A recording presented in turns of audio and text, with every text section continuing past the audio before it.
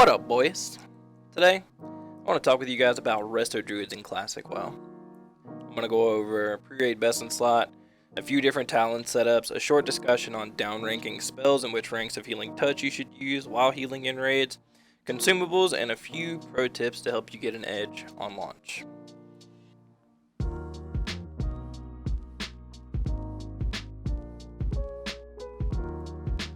Alright, so your pre-raid best in slot. Your helmet is going to be the Tribal War Feathers. These drop off Gith in Upper Blackrock Spire. He's a big dragon. You fight him on the Rend fight. He comes out with Rend. Animated Chain Necklace. This drops off Ramstein the Gorger and Strat Undead, which is a big fat motherfucker.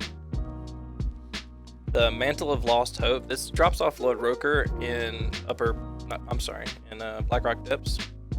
He's a rock boss just before the arena fight. The cloak is going to be the Hide of the Wild. This is actually crafted. You can farm most of the materials for this. I highly recommend you do it instead of buying them, especially if you're working on getting your epic mount. But you need this cloak and it's going to last you forever. So just go ahead and farm it. Robe is Robe of the Exalted. This actually drops off of Baron Rivendare and Strat Undead. It's the very last boss on the Strat Undead side. Very hard to get. Bracers are going to be the Bleak Howler Arm Guards. These drop off Gizrul the Slavener. It's this big ass dog in Lower Blackrock Spire. Gloves are Hands of the Exalted Herald. These drop off of Princess Moira Bronzebeard in Blackrock Depths. So it's like part of the last boss. You fight her with the Emperor. Belt is going to be Sash and Mercy. This is a BOE World Epic drop. If you can afford this, you should buy it because it's best in slot for a very long time for you. Leggings are the Ghoulskin leggings. These drop in Skullomance off of the 6 mini bosses at the end. It has a 1% chance to drop off each of them. It's going to take a very long time to farm it, so you're going to want to find a substitute before you get these, but they're really, really good. They have 20 stamina on them, so you can use them for PvP. The boots are going to be the Faith Healer's boots. These drop off of Rend Blackhand in Upper Blackrock Spire. The ring is going to be, the first ring is going to be Band of Mending. This drops off Jarian in Strat. This boss is spawned for the 0.5 tier quest chain. And as long as that quest chain is in the game, and it should be whenever Classic comes out, this ring is going to be very easy to get. It's got a 33% drop chance on his loot table, so definitely worth farming. Your other ring is going to be Fordring Seal. It's a quest reward from a long-ass quest chain in the Plague Lands that starts with the quest Demon Dogs. Very long quest chain. Very worth it for the ring. Your trinkets are going to be your Briarwood Reed. Briarwood Reed. Hard one to say.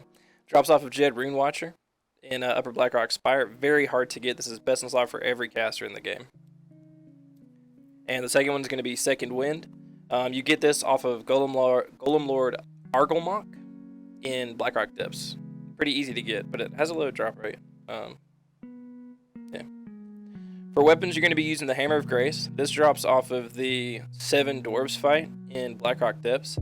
Very simple to get, but you have to go through the whole instance to get it instead of doing the skip and then going to the end like most people do. So make sure you don't join skip runs. You got to do the 7 Dwarves fight if you want to get this.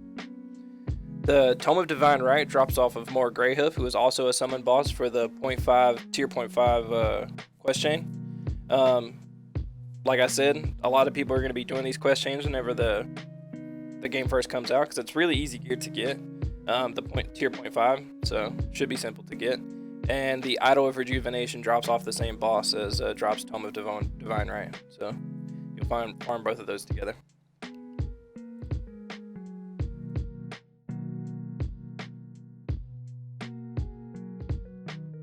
For your talent setup, I'm personally going to be playing this spec. This is my Heart of the Wild spec. It's what I really like to use. 4 points into Heart of the Wild, all the way down 29 points into Feral. 21 points into Restoration for Nature's Swiftness, almost wholeheartedly, but also Reflection, because it's a really good talent. And then 1 point into Nature's Grasp. With this spec, I will never respec. The majority of healers and things like that, and tanks, they have to respec from going from PvE to PvP. PvP is going to be a big focus for me in Classic, and I will never respec from this spec. The main reason is that I don't have to. I can tank 5-mans with this spec. I can heal raids with this spec, absolutely no problem. And I can PvP with this spec. And this is actually how I prefer to play in PvP. So this is the spec I'll be using. In pre-raid best in slot, if you go Heart of the Wild spec, right here, this thing, you actually get an extra 700 mana on top of, or instead of, I should say, if you were to go full resto. I don't know if a lot of people will be going full restoration spec for PvE. They shouldn't. They should be playing this spec. It sounds kind of ridiculous at first, but actually on live classic, most healers, especially in the earlier patches, most Resto Druid healers were playing this spec simply because Swiftman costs so much mana. So if you take a look at Swiftman here, it costs 248 mana. Now to cast Swiftman, you got to have a Rejuve or a Regrowth. Both of these cost so much mana. This scales off of which rank you use, so you can't down rank and then use it. You know, you got to use a max rank. Most people would use Rejuve and then Swiftman. That's 600 mana. 600 mana, 2 globals to get a heal off. For me, this is not viable in PvE. Mana is so important. That's why we down rank, and it's just not worth it. In my opinion, every druid should be playing this. But if you prefer to play deep resto and you're going to be playing Swiftman, I will attach a build for this, some talents over here to the right in the guide for you to have a look at.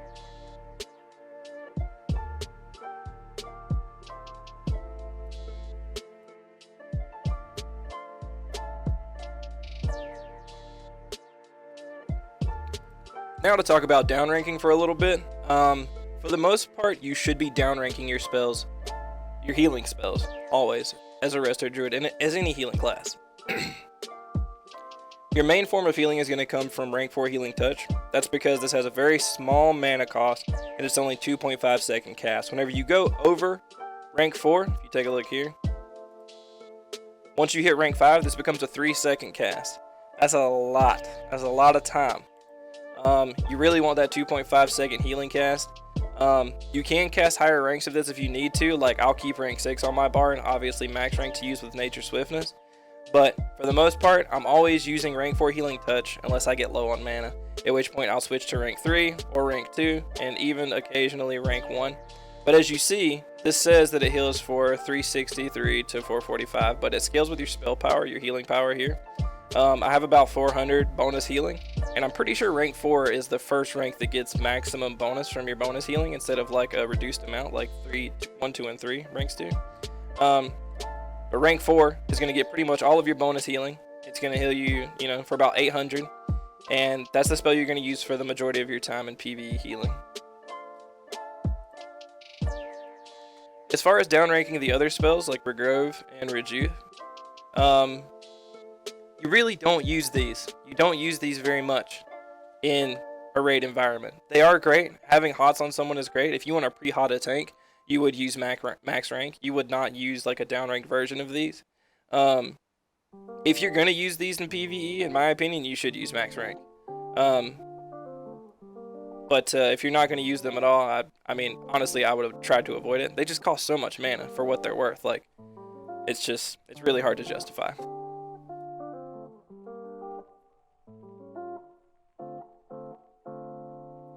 Now for your consumables, first thing I want to talk about real quick is going to be Flask of Distilled Wisdom. This isn't going to be out immediately on launch, but people are going to be farming this like crazy. The recipe for this drops in, if I'm not mistaken, Skullomance off of Raz Frost Whisper. I may need to verify that, but I'm pretty sure that's where it drops. Once this is on the server, they're going to be very expensive. It's going to be really hard to justify for a new player, especially if you just hit level 60 or you're just getting into raiding. It's going to be hard to justify getting these, but if you can get these, this is going to increase your healing output by so much.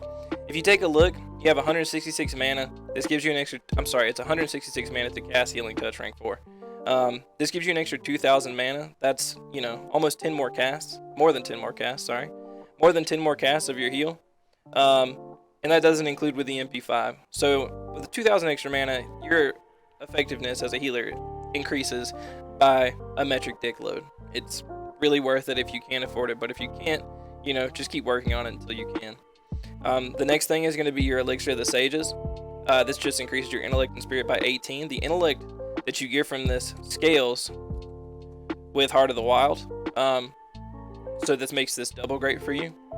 Same with Elixir of Greater Intellect. You'll actually get more for this, simply because you have Heart of the Wild.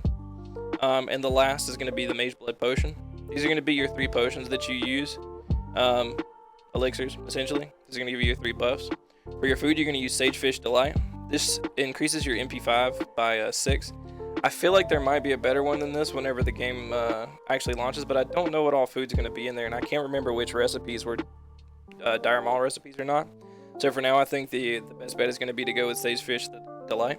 On top of that, you're also going to have Brilliant Mana Oil. This is made by an enchanter, and as you can see here, it applies a buff to your weapon, kind of like with Enhancement Druid buff, Enhancement Shaman buff, and things like that. It's just a little weapon buff, or like the Sharpening Stones and things like that, but for casters. And what this does is it gives you an extra 12 MP5 and increases the effect of healing spells by 25. This is really good. These will be very expensive on launch, as they always are, but they should go down in price with time as the cost of enchanting materials goes down. For your in-combat consumables, you're going to have Major Mana Potions, and you're going to have Dark Runes or Demonic Runes. Dark Runes, these specifically, can be farmed in Skullomance. They drop off of like fucking everything in there. And Demonic Runes, the alternative to this, can be farmed in from any demon in the game. Most people end up farming them in Felwood. Very good item to have. You really want it in a raid environment. They don't share a cooldown with your Mana Potion, so you can use your Mana Potion and you can use your Demonic Rune. These are very good to have.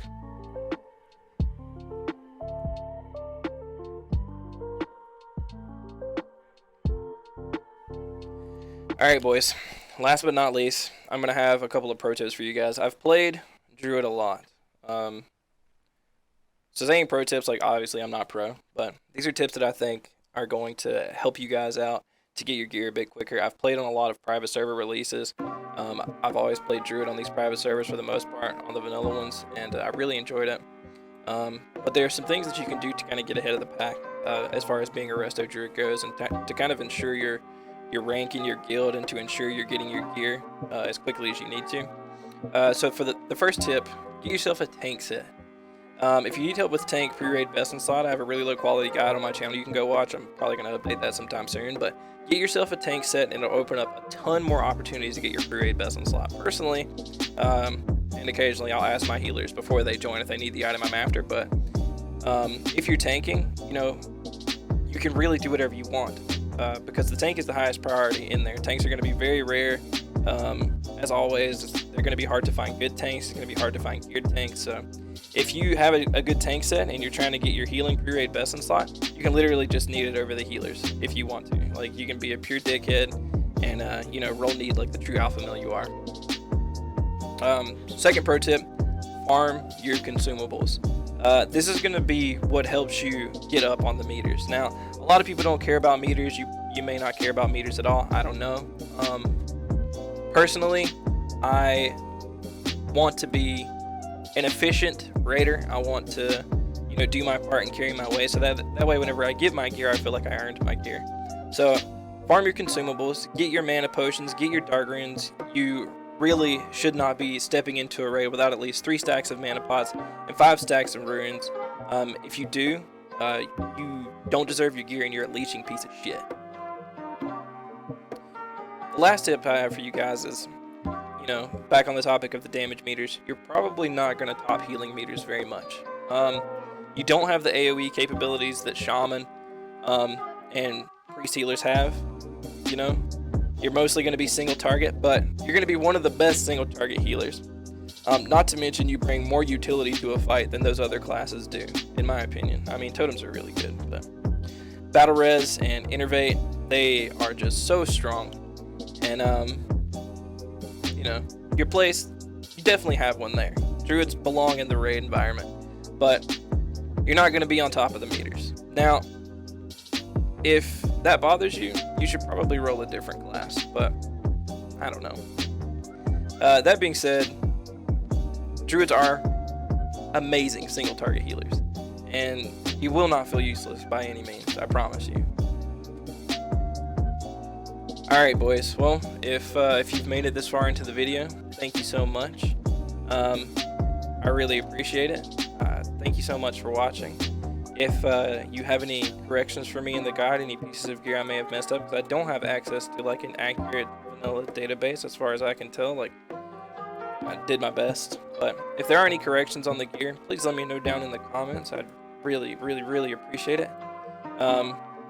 And if you enjoyed the video, please leave a like, subscribe. I will be releasing more classic content in the vein of this for other classes. And I will be streaming classic as well, so feel free to hang out with me. I'd love to have you guys. Thank you so much for watching. Hope you all have a good day.